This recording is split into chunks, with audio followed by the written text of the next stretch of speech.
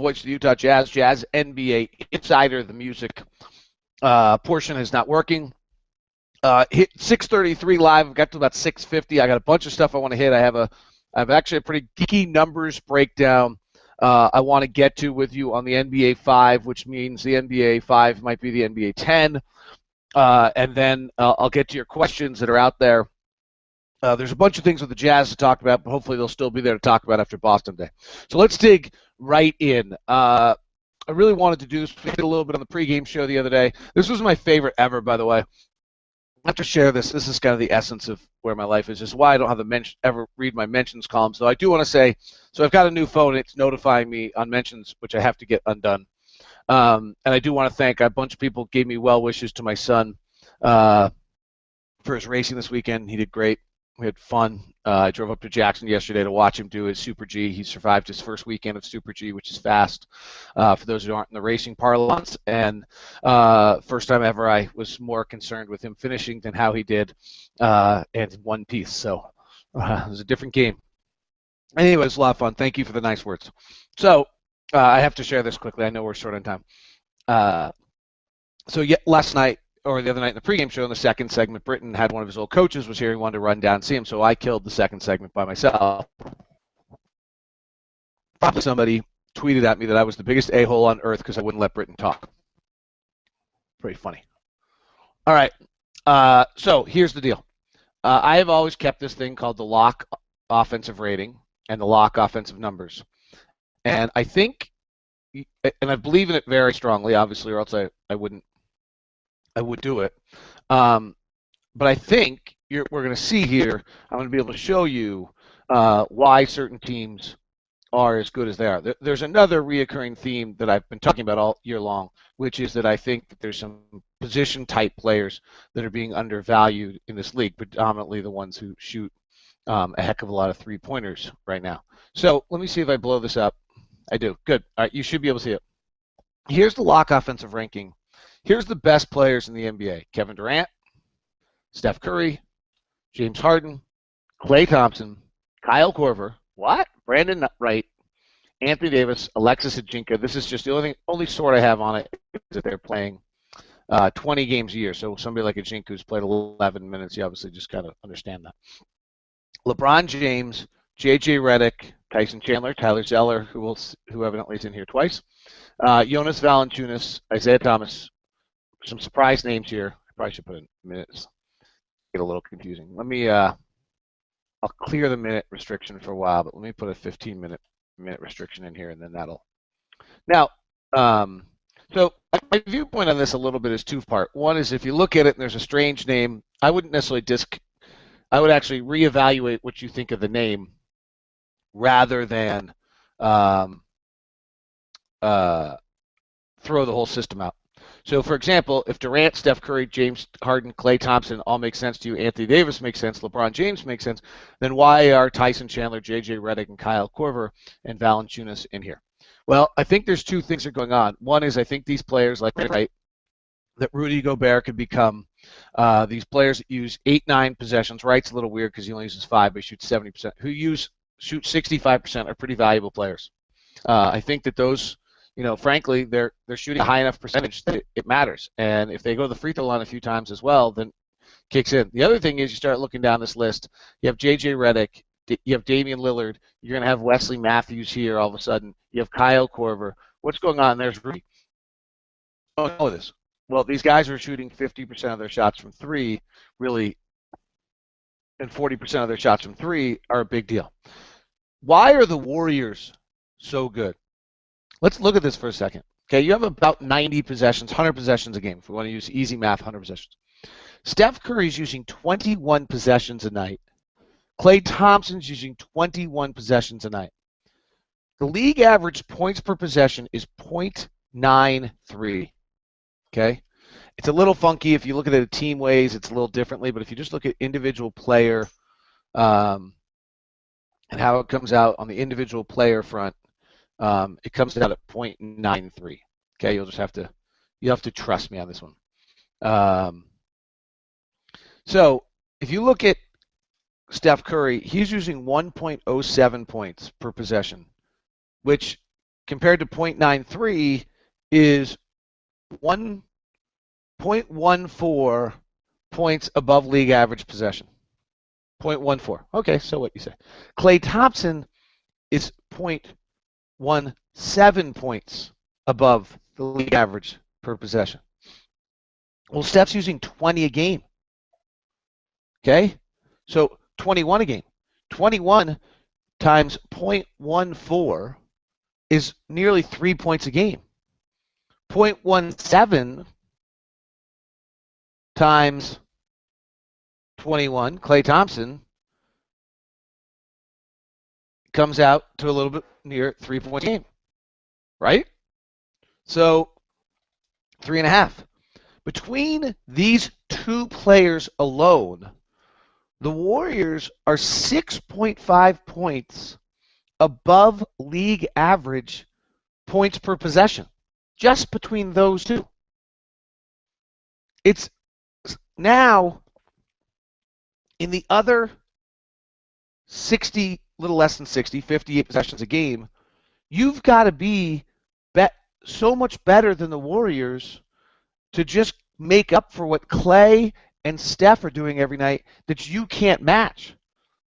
It's very reminiscent of if you go back and look at the Miami Heat 2012 season, which you should have now in front of you.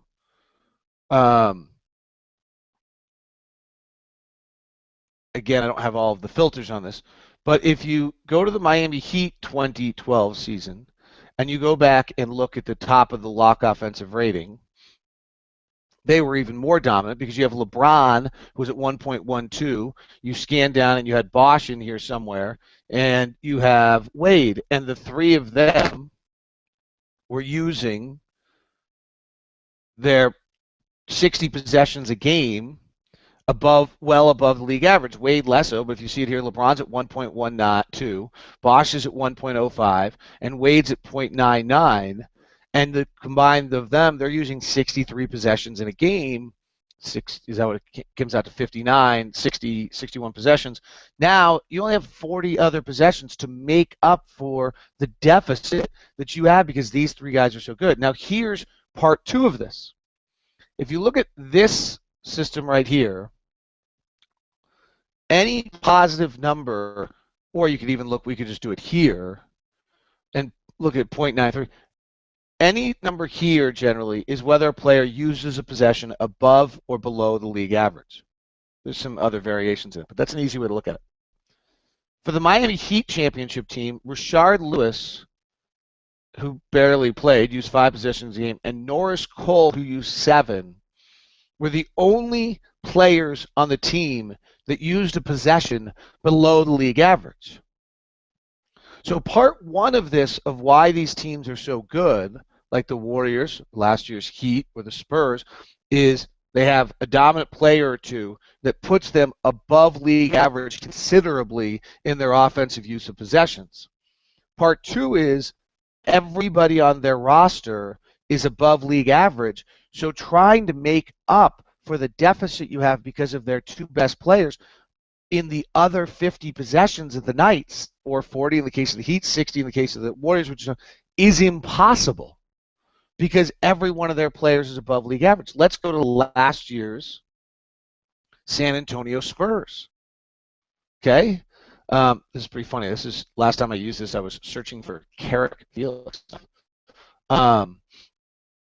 If we searched the San Antonio Spurs from last year, NBA Finals team, world champions, we will find that only, interestingly enough, Tim Duncan was right at league average, minus 10.9, is 0.93 points per possession. He's 0.94, so he's right at league average, and that's it.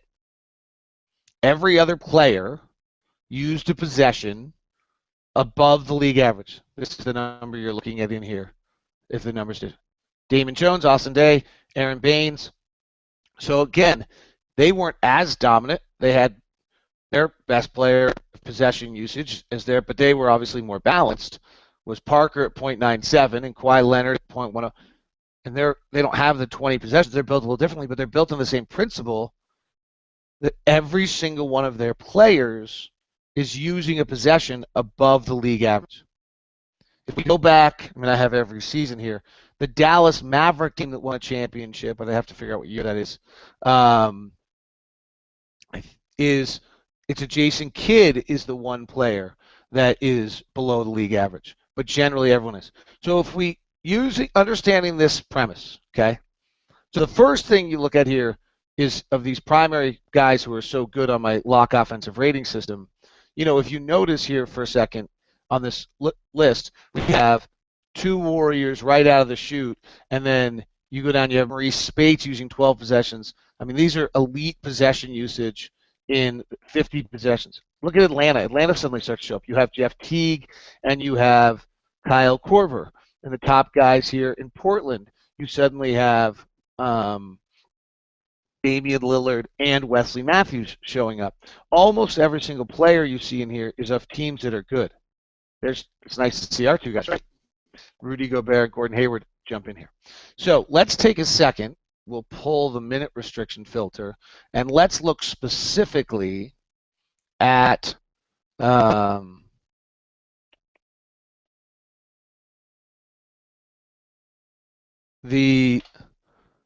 let's look specifically. Oh, I just did something disastrously wrong, evidently. Clear filter. Okay. Here is, let's look at Golden State for a moment. Why is Golden State unbeatable? Because if you look down, Leandro Barbosa uses 6 possessions a night. Is actually his offensive usage is below league average here, but if you look over, he's actually above. Festus Ezeli and Sean Livingston are below because of a bit of a turnover problem, but turnovers are really pretty overrated. It's kind of why I try to avoid them, and they're not actually controllable. Justin Holiday, Andrew Iguodala is really like the one guy. So at 8 possessions tonight, Iguodala is below the league average. I have a game thing, which might explain why actually having Iguodala come off the bench is helping them out so much. And David Lee is a little bit close, but he's right on it. This means about 0. At 0.94, he's actually better in the points per possession. So if you look down the Warriors, here you have these dominant, look at this dominant group here of Harrison Barnes, Klay Thompson, Steph Curry, Maurice Spates in their point possession, and then everybody else is about league average. Makes it very hard, impossible actually, to make up the deficit you have by just what they have by having the great players. Atlanta is going to come out much more Spursian. All right, first of all, Kyle Korver should make the All-Star team and be in the MVP voting. And let me explain what. Kyle Korver, points per possession, 1.25 points per possession. He uses 10 a night. Okay, he is 0.32 points per possession better than league average on his possession usage. He uses 10 of them a night. Okay, this is the argument where Klay Thompson is as valuable as Steph Curry. That's 3.2 points per night above league average he makes the Hawks with his 10 possessions. Steph Curry, if we recall, was 0.14 at 21 possessions a night. He's 2.9 points better than league average in his possessions. Kyle Korver, we're getting lost in Kyle Korver's value based on how few possessions he uses, but he uses them so elitely, it's the same value of what Steph Curry does on a night. You're like, that one's hard to swallow. I got it.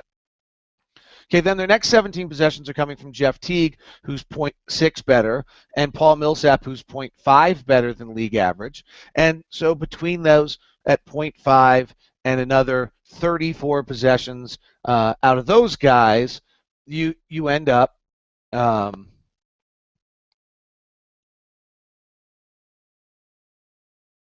with another substantial little at 0.05, about 1.7 points, and now suddenly between those three guys, you're 5 points above league average, and look at what happens on the Hawks. Who's using possessions below the league average? Dennis Schroeder is slightly below the league average. Thabo Sefolosha is sneaking right around below the league average right here, and that's of guys who play. That's it. Suddenly, when they're swinging the ball around the outside and working it, what happens? They've got the primary guys who aren't as big time as the others, but then every possession used is being used at league average. Okay, the second, we don't think of Memphis as a very good offensive team. Let's see if that's accurate. Well, there's some issues. Jeff Green is right on. His actually points per possession is pretty high. He doesn't turn it over. But Tony Allen's under, and they're better than they've ever. Vince Carter's way under, so you got to worry about these 7 possessions being used. Nick Lathis, your backup point guard's winner. That's 11 possessions. Suddenly, that's a lot, right? Now, suddenly, Memphis, this is an issue for Memphis. They're suddenly holding, without a dominant offensive player, they're holding it, suddenly having 10 or 11 possessions that are below the league average, which should concern you about them. This is where the argument, by the way, against Scotty Brooks, I think, is ridiculous. Here's Portland, and suddenly LaMarcus Aldridge actually, this has a usage issue, that's why the number's high. Is LaMarcus at 0.97 for 24 is fine. Damian Lillard, really good. Wesley Matthews, amazing. And you're coming through now, you look down, and suddenly Chris Kaman, Thomas Robinson, Joel Freeland, C.J. McCullough, Nicholas Batum, all of their bench guys below league average. Real problem for Portland. It's what separates Atlanta and Golden State, even from the best of the teams in the game. If you want a quick Utah, you'll probably be able to guess how this works. Elliot Williams is a superstar, not enough. Rudy's fabulous. 6 possessions a game, 1.06. Gordon at 0.99 for 19 is very good. Derek Favors, 1.05 for 15. Ennis is slightly above league average at 93. Trevor Booker holds. Now Alex slides under. Jeremy Evans hasn't played enough. Joe Ingles, Dante Exum, Ian Clark, way below league average. Elijah Millsap, Trey Burke, Rodney Hood. It's pretty ugly. It's a lot of possessions. Core guys on this team right now, if you include Ennis, that gets to be pretty well above average. Jazz figure out how to deal with these other possessions, get some of these other guys above league average, and suddenly that team turns the corner like Atlanta did very, very quickly. That's how, if I'm building the Jazz into a winner, I shed, understanding that some of these players are developing. I shed the negative possessions and find players on the open market that are backup players that use possessions above the league average. There's one team I wanted to look at because they're playing very, very well, and we all thought they were a title contender to start the year. And this is the LA Clippers, and this one gets interesting because if you suddenly look at Blake Griffin, 23 possessions, he's not as dominant as some of the other best players, and nor is Jamal, but he's above league average. Chris Paul is pretty good. J.J. Redick. Now, all of a sudden, DeAndre Jordan's very good. Matt Barnes is well above league average. Reggie Bullock, who they should have never cut. Glenn Davis is above average. And now you get in here, this is the killer. Spencer Hawes, Austin Rivers, part of their rotation, is really holding Dante. This is what's holding them back. They've got to find an answer. Spencer Hawes starts playing well, and they could become really quite a team. And if they could do something other than Austin Rivers, who's terrible, they could become quite a team. They're worth keeping an eye on along the way. And since this seems to be the focus of the show today, I'll get to your questions really on the Jazz next before I go get the kids. Just a quick run of Eastern Conference contenders. Can anyone beat Atlanta? Cleveland suddenly looks very good, but the same premise will be that when you get the ball out of LeBron's hands, here's Washington has too many guys below league average. Even Bradley Beal, my love crush, is below league average. Not a lot of heavy possession users other than Beal. If he can bring it back around, they have noticeable room to be able to get better. And then Cleveland is kind of all over the map because of all the players, but what they've done is they've shedded. Cleveland gets interesting. Here's LeBron at 1 point possession 26, Irving at 20, and Kevin Love at 17. It's not quite the Miami model, but offensively it gets close. That's why the issue with them is if they defend. They're at really, if I do this very rudimentary, they're at 0.07 points per possession, better than league average on 64 possessions. That puts them 4.5 points up a night, and now in the next 30 possessions, you got to make that up. You can't beat them offensively, particularly because they have begun to get rid of heavy possession usage from negative possessions, though adding J.R. Smith will eventually get him.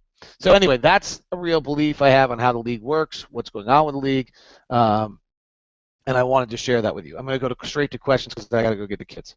I'm actually going to get the kids.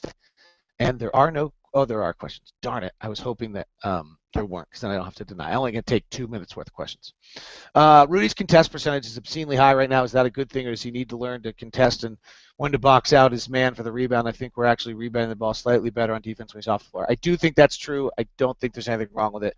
I think it's an incredible statement of his multiple actions defensively. So many players in this league can make one action defensively. He can make two. He's fabulous. Rudy Gobert has a real chance to be a franchise-changing player. It's Australian Day. Any chance in honor of Australia Day, instead of starting your radio broadcast with hello, as normally you'd start at good day, mates? Somewhat kidding, somewhat really good idea. I will consider it. We'll see if it strikes me at the moment. Have you been following college basketball? Not for 1 second. I don't know anything about D'Angelo Russell. Sorry. All right, guys, I got to jump. Go get the kids. Hope that was worth it for you.